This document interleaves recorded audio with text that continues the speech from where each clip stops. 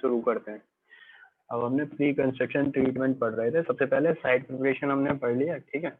अब soil treatment basically क्या करते हैं इसमें, जैसे हमने डीपीसी पढ़ा था, तो डीपीसी क्या करती है, एक बैरियर क्रिएट कर देती है। ऐसे ही सॉइल ट्रीटमेंट में क्या होता है, एक केमिकल बैरियर क्रिएट कर देते हैं हम।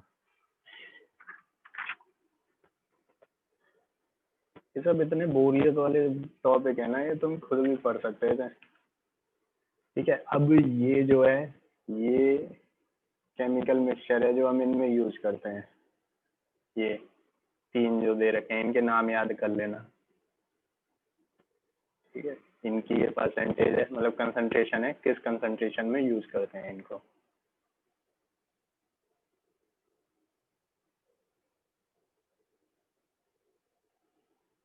ठीक है। This chemical solution of the required strength is to be applied so as to form an effective chemical barrier which is lethal and repellent to termite। मतलब टर्माइट का रिपेलेंट होते हैं, ठीक है।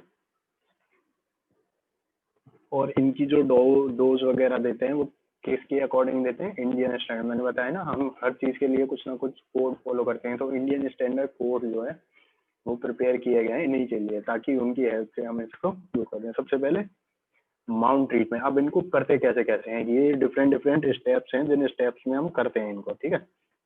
सबसे पहले mount. If termite mount are found within the plinth area of the building, these should be destroyed by applying insecticide in the form of water suspension or emulsion.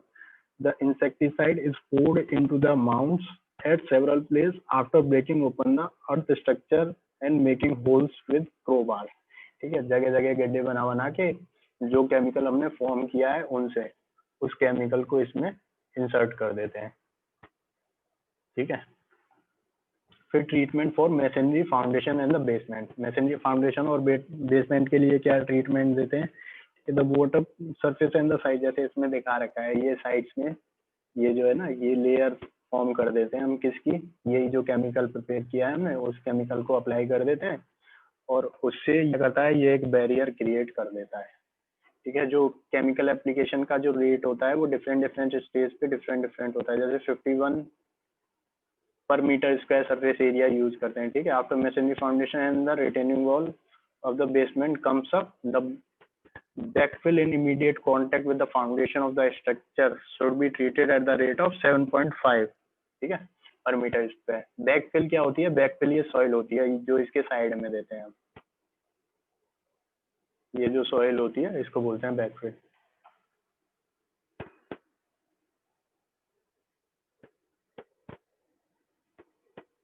ठीक है। इसके बाद treatment for RCC foundation and the basement. अब RCC foundation और basement के लिए treatment में क्या करते हैं, case of RCC foundation the concrete is dense so the termite are unable to penetrate. अब टर्माइट पेनिट्रेट कहाँ से होंगे, मैंने एक चीज बताई थी, तो मैं डैम्पनेस के केस में भी बताई थी कि डैम्पनेस कब एंटर करेगी, मतलब किसी भी बिल्डिंग या स्ट्रक्चर के अंदर, जब उसको कहीं होल्स मिलेंगे। होल्स को हम अपनी लैंग्वेज में क्या करते हैं, वॉइड्स।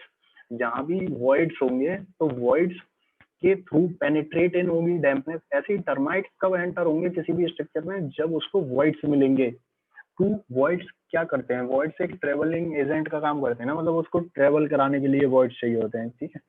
तो आरसीसी जो होती है वो ऑलरेडी बहुत ज्यादा डेंस होती है, ठीक है। तो therefore it is not advisable to provide anti termite treatment from the bottom of the foundation. मतलब ये एडवाइजेबल नहीं होता, मतलब ये तो एक तरीके से खर्चे बढ़ाने की बात है कि हम ग्राउंड लेवल से ही एंटी टर्माइट ट्रीटमेंट नहीं देते हैं उसे, ठीक है। So the treatment starts at the depth of 500 mm below the ground level and the soil in immediate contact with the surface of the RCC foundation shall be treated at the rate of 7.5 liter per metre square. मतलब 7.5 litre 1 metre square के लिए use करेंगे, ठीक है। ये basically quantity है, कितनी quantity देंगे किस लेवल पे।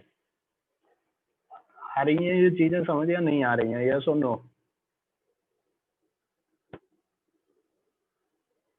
एक तो ऑनलाइन का सबसे बड़ा ड्रॉबैक ये होता है कि तुम्हारे फेस एक्सप्रेशन नहीं पता चलते हैं कि तुम्हें कुछ समझ आ रहा है या नहीं आ रहा है, ठीक है। अब देखो treatment of top surface of plinth filling. अब प्लिंथ लेवल पे फिलिंग कैसे करते हैं? The top surface of the plinth wall should be treated with the chemical emulsion at the rate of 5 litre per metre square, मतलब 5 litre 1 metre square के लिए use करते हैं, of the surface before the sandbed और subgrade is laid. ठीक है, if the filled earth is well compacted, hole up to 50 to 75 mm deep are made at 150 mm from center with 12 mm diameter mild steel rod on the surface to allow the penetration of the chemical emulsion। Basically ये chemical fill करने के लिए whole prepare करते हैं, उन whole में इस chemical को इंसर्ट करते हैं।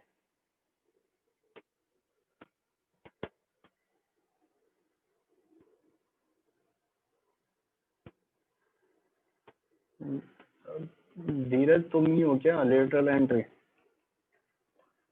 ठीक है, treatment at the junction of the walls and the floor. अब वॉल के जंक्शन और फ्लोर, मैंने बताया ना जंक्शन सबसे वीकेस्ट पार्ट होता है, मतलब एक तरीके के जंक्शन क्या है, एज अ जॉइंट काम करता है ना, तो जॉइंट ट्रीटमेंट बहुत जरूरी होता है। ठीक है, the junction of the wall and the floor are to be given special attention. ठीक है, क्योंकि ये वीकेस्ट पॉइंट होते हैं और टर्माइट्स वगैरह जो है इनसे इजीली पेनिट्रेटेड हो सकते हैं। ठीक है, the treatment for the junction consists of making a small channel holes of the size 13 to 30 mm at all the junction of the walls। हाँ, मतलब उस चीज को बनाने से पहले, मतलब जैसे मान के चलो प्लिंथ लेवल बनाना है, तो प्लिंथ लेवल को बनाने से पहले की ट्रीटमेंट है ये, मतलब डिफरेंट डिफरेंट स्टेज को बनाने से पहले, जैसे एक बिल्डिंग कंस्ट्रक्शन होती है ना, उस बिल्डिंग कंस्ट्रक्शन को बनाने से पहले, मतलब उस पर्टिकुलर पार्ट को बनाने से पहले उसको जो ट्रीटमेंट दिया जाता है वो है ये। आया सुमित?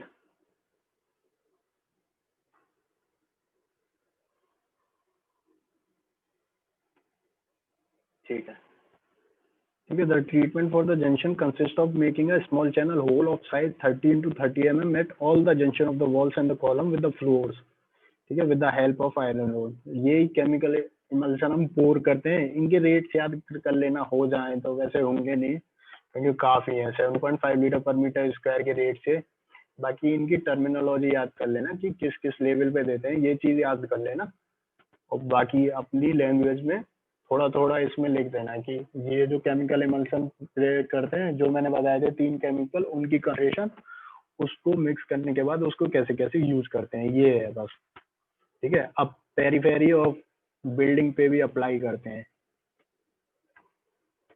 ठीक है, अब देखो पोस्ट ट्रीटमेंट क्या होता है। Post construction treatment, the post construction treatment is done for existing building. ठीक है, अब पोस्ट किस लिए यूज होगा? जो ऑलरेडी कंस्ट्रक्ट हो चुकी है। अब पोस्ट करेंगे कब? जब हमें उसमें दिखेगा कि इसमें टर्माइट्स लगनी शुरू हो गई है। ठीक है, the post construction it is done for the existing treatment which are affected by the termite। It is seen as a termite enter the building through their shelter tubes and remain in contact with their nest in the ground। ठीक है, therefore proper treatment करते हैं उसके prevention के लिए। अब जो treatment का अमाउंट है in case of post construction treatment, वो किस पे डिपेंड करेगा? सीधी सी बात है, जितना ज्यादा टर्माइट्स का लेवल होगा, जितनी ज्यादा एक्सटेंट होगी टर्माइट की, जितने एरिया में फैला होगा, उसी हिसाब से पोस्ट में तो उसी हिसाब से देंगे। प्री में क्या है? प्री में एक प्री डिफाइन हो गया कि इतने लीटर पर मीटर स्क्वायर देना है, तो प्री में तो हमें पता है कि हम पूरे को ही सिक्योर कर रहे हैं। लेकिन पोस्ट में क्या करेंगे? जितना विजिबल एरिया होगा, जिस एरिया में हमें लगेगी कि टर्माइट्स हो रही है, तो उस हिसाब से हम ट्रीटमेंट। ठीक है, जैसे इसमें दे भी रखा है, यदि टर्माइट इनफिल्ट्रेशन बहुत कम है तो removal of the termite affect material is required and the shelter tubes are to be destroy and the affected area is treated with some anti, मतलब थोड़ा बहुत एंटी टर्माइट केमिकल यूज करके उसको वो कर देंगे। ठीक है, लेकिन यदि वो सीवियर है, it is necessary to treat the surrounding area of the building and also beneath the surrounding soil. मतलब यदि लगेगा सीवियर है तो उसके नीचे की सॉइल को भी ट्रीट करेंगे और सराउंडिंग एरिया को भी ट्रीट करेंगे। ठीक है, अब इसके स्टेप्स क्या हैं? सबसे पहले इंस्पेक्शन करेंगे, देखेंगे कि सीवियर है कि लाइट है, मतलब क्या नेचर है उसका। ठीक है, यदि सीवियर होगा तो फाउंडेशन और उसकी सॉइल को भी ट्रीट करेंगे, ट्रीटमेंट अंडर फ्लोर करेंगे और ट्रीटमेंट ऑफ वुडन वर्क करेंगे। ये डिफरेंट डिफरेंट स्टेज है, वो डिपेंड करेगा कि किस एक्सटेंट की टर्माइट है। कोई डाउट? अब इसके बाद केवल तुम्हारी एक यूनिट और बचती है, उसको किसी भी लेक्चर लेके, वो भी इजी है, वो भी पूरी थ्योरी है। उसमें कुछ कंसेप्चुअल नहीं है, बिल्डिंग प्लानिंग एंड सर्विसेज है, उसको भी कभी एक लेक्चर लेके खत्म करेंगे। इसमें किसी को कोई डाउट?